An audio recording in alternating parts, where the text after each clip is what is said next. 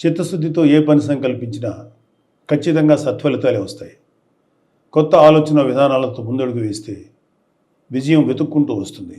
మనం చేసే పనిలో చిత్తశుద్ధి, ఆలోచనలో స్పష్టత, నవ్యత, బాధ్యత, జవాబుదారీతనం ఉంటే వెన్ను తట్టేందుకు అనుభవజ్ఞులు ముందుకు వస్తారు. ఈ మాటలు ఎందుకు చెప్తున్నానంటే, ఆంధ్రప్రదేశ్ ఉప ముఖ్యమంత్రి పవన్ కళ్యాణ్ గారు తనకు అప్పగించిన బాధ్యతలను చిత్తశుద్ధితో నెరవేర్చే శక్తి సామర్థ్యాలు పుష్కలంగా ఉన్నాయి. తను చేసే ఆలోచనల్లో ఆచరణాత్మకత, కొత్తదనం కలిగిన వ్యక్తి. అన్నిటికీ మించి తనకు వచ్చిన బాధ్యతను హోదాకి, దర్పానికి చిహ్నాలుగా భావించరు. జవాబుదారీతనంతో నిర్వర్తిస్తారు.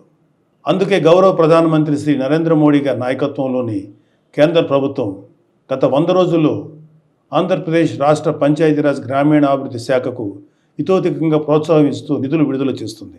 గౌరవ ముఖ్యమంత్రి శ్రీ చంద్రబాబు నాయుడు గారి అనుభవం, గౌరవ ఉప ముఖ్యమంత్రి గారి చిత్తశుద్ధి, జవాబుదారీతనం కలబోసిన ఆంధ్రప్రదేశ్ ప్రభుత్వం పాలనపై కేంద్రానికి విశ్వాసం కలిగింది. ఈ రాష్ట్ర అధికార పీఠం నుంచి ప్రజలచే నెట్టివేయబడిన జగన్ రెడ్డి అధికారంలో ఉన్నప్పుడు కేంద్రం ఇచ్చిన వేల కోట్ల నిధులు మాయం చేశారు. ఆ నిధులు ఏం చేశారో తాడేపల్లి ప్యాలెస్ టు బెంగళూరు బంగ్లాకు టూర్స్ వేస్తున్న వ్యక్తికే తెలియాలి.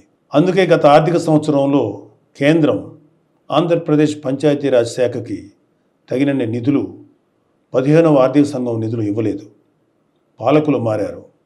శ్రీ పవన్ కళ్యాణ్ గారు పంచాయతీరాజ్ గ్రామీణాభివృద్ధి శాఖల బాధ్యతలు చేపట్టారు. ప్రతి విభాగంపై అవగాహన పెంచుకున్నారు. నిధులు తీసుకురావటమే కాదు, ఏ విధంగా ఎంత జవాబుదారీతనంతో ఎంత ప్రజా ప్రయోజనకరంగా ఖర్చు చేస్తామో చెప్పాలని సంకల్పించుకున్నారు. అందుకు అనుగుణంగా తన శాఖలోని అధికారులను, ఉద్యోగులను సన్నద్ధం చేసుకున్నారు. కాబట్టి ఉపాధి హామీ పథకానికి ఈ ఆర్థిక సంవత్సరంలో 4,500 కోట్ల నిధులు మంజూరు చేసింది. ఉపాధి హామీ పని దినాలు పెంచింది. ఈ నిధులతో 66,20,000 మందికి ఉపాధి లభిస్తుంది. ఈ పనుల వల్ల 42 లక్షల పేద కుటుంబాలకు పని లభిస్తుంది. 4,500 కోట్ల విలువైన ప్రజల అవసరాలు తీర్చగలిగే పనులు చేసుకోగలం. ఈ నిధులను అన్ని గ్రామాలకు కేటాయించి పనులు మొదలుపెట్టించారు శ్రీ పవన్ కళ్యాణ్ గారు. ఆ పనులు కూడా ఎక్కడో ఆఫీస్ గదులు కూర్చొని నిర్ణయించడం కాదు, ప్రజలే తమ గ్రామానికి ఏ పనులు చేయించుకోవాలో నిర్ణయించుకోవాలి. అందుకు గ్రామసభ వేదిక కావాలని సంకల్పించారు. రాష్ట్రంలో 13,326 పంచాయతీల్లో ఒకే రోజు గ్రామసభలు నిర్వహించేలా ప్రణాళిక రూపొందించి అమలు చేసి విజయవంతం చేశారు. గ్రామసభ ద్వారా తీసుకున్న నిర్ణయాలకు ఒక పవిత్రత వస్తుంది. ఆ నిర్ణయానికి తిరుగుండదు.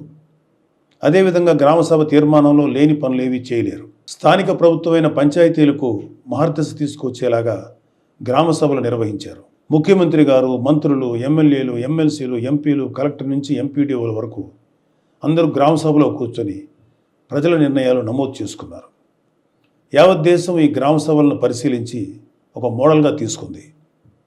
కేంద్ర పంచాయతీరాజ్ గ్రామీణాభివృద్ధి శాఖ ఆ రోజునే సానుకూలంగా స్పందించింది. ఈ స్ఫూర్తితో అక్టోబర్ 2వ తేదీన దేశమంతా గ్రామసభలు చేపట్టాలనే ఆలోచనలో కేంద్ర ప్రభుత్వం ఉంది. ఆంధ్రప్రదేశ్లో నిర్వహించిన గ్రామసభలు ప్రపంచ రికార్డు సృష్టించాయి. రికార్డు పత్రాన్ని వరల్డ్ రికార్డ్స్ యూనియన్ ప్రతినిధి నుంచి ఇటీవలే శ్రీ పవన్ కళ్యాణ్ గారు స్వీకరించారు. ఉపాధి హామీ నిధులే కాదు, 15వ ఆర్థిక సంఘం నుంచి కూడా నిధులు సాధించారు. వెళ్ళిపోయిన వైసీపీ వాళ్ళ మీద నమ్మకం లేక కేంద్రం నిధులు ఇవ్వలేదు. పవన్ కళ్యాణ్ గారు కేంద్రంతో మాట్లాడి 1987 కోట్ల రూపాయల నిధుల్ని కొద్ది రోజుల కిందటే మంజూరు చేయించారు. ఉపాధి హామీ నిధులు 4,500 కోట్లు కావచ్చు, ఆర్థిక సంఘం నుంచి సుమారు 987 కోట్లు కావచ్చు, కేంద్రం నుంచి సాధించింది ఆంధ్రప్రదేశ్ పంచాయతీరాజ్ శాఖ. అది పాలన చేపట్టిన 100 రోజుల్లోపు. 100 రోజుల్లోపు నిధులు సాధించడమే కాదు, వాటి వినియోగానికి ప్రణాళికలు రూపొందించి అమలు చేయడం విశేషం. అది ఒక నాయకుడు చిత్తశుద్ధి, జవాబుదారీతనం తాలూకు ఫలితం. ఖచ్చితంగా ఆంధ్రప్రదేశ్లోని పల్లె పల్లెలకు మంచి రోజులు వచ్చాయి. స్వర్ణ పంచాయతీలు అనే కూటమి ప్రభుత్వం లక్ష్యం ఖచ్చితంగా సాధిస్తాం.